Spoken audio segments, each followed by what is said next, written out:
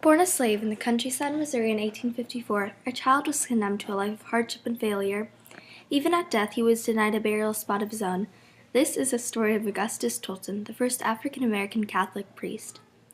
From the time he was born, the shackles of slavery have made their mark on his life. Even as an adult, when the situation was improving, he was barred out of seminaries in America and was forced to travel to Rome. There he was finally accepted as an equal citizen.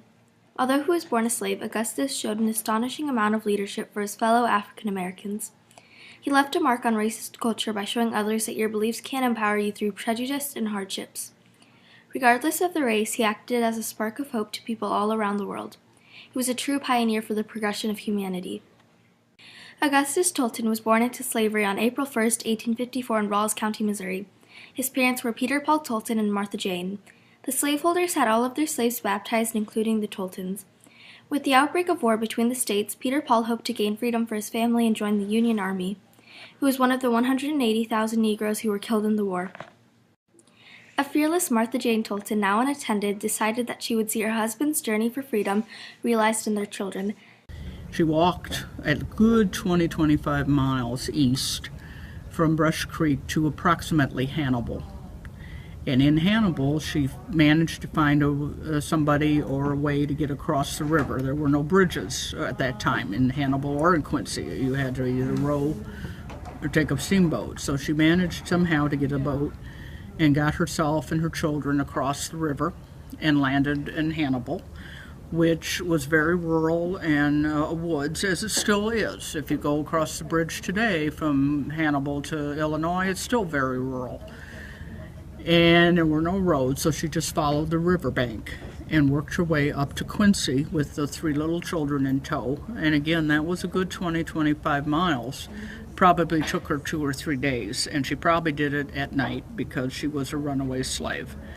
So she probably hid, as far as we know, during the day and then walked at night. When she got to Quincy, there was a black community in Quincy of freed and runaway slaves, and she found some friends there. And they got a job in different places, including a tobacco store and a cigar factory. That was a big industry in those days. Martha wanted her children educated. She wanted them to be free, and she wanted them to be educated. And she wanted them to have a Catholic education. So the children were educated by the different priests and nuns in the area, but they couldn't really attend school with the other children. Parents objected. However, they were sort of educated on the side. And Father Tolton, as a young boy, felt the call to become a priest. And he talked to the different priests in the area, particularly Father Peter McGurr, who was pastor of St. Peter's Church. And Father McGurr kind of became a mentor, took Father Tolton under his wing, and helped educate him. Father Tolton faced, as you would expect, large amounts of segregation during his lifetime. He was turned away by all of the diocesan seminaries, but in 1878 was finally accepted in the St. Francis College in Quincy.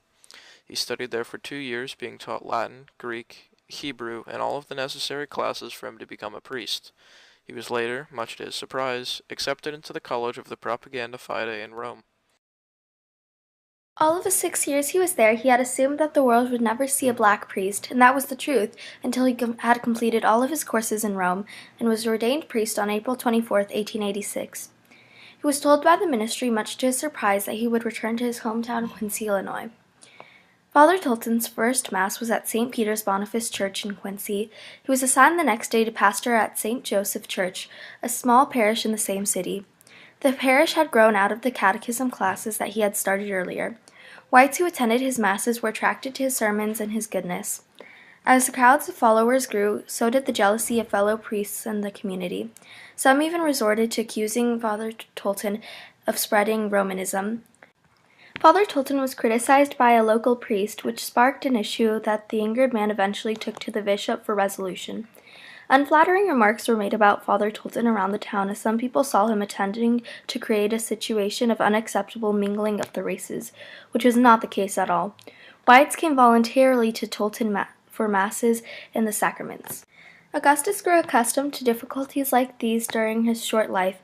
Apart from many speaking engagements, even to white audiences, he lived in an enclosed world laden down with poverty and neglect, the world separate to whites where blacks were condemned to live.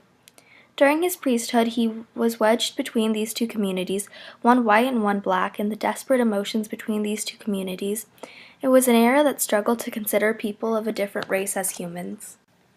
Both slaves and free African Americans of the 19th century were allowed only a haphazard participation in American life.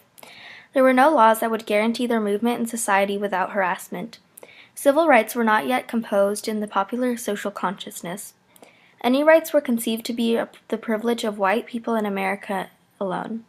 Much of this racism was unfortunately co-opted not only in custom but in theory by various churches, Catholic and Protestant alike.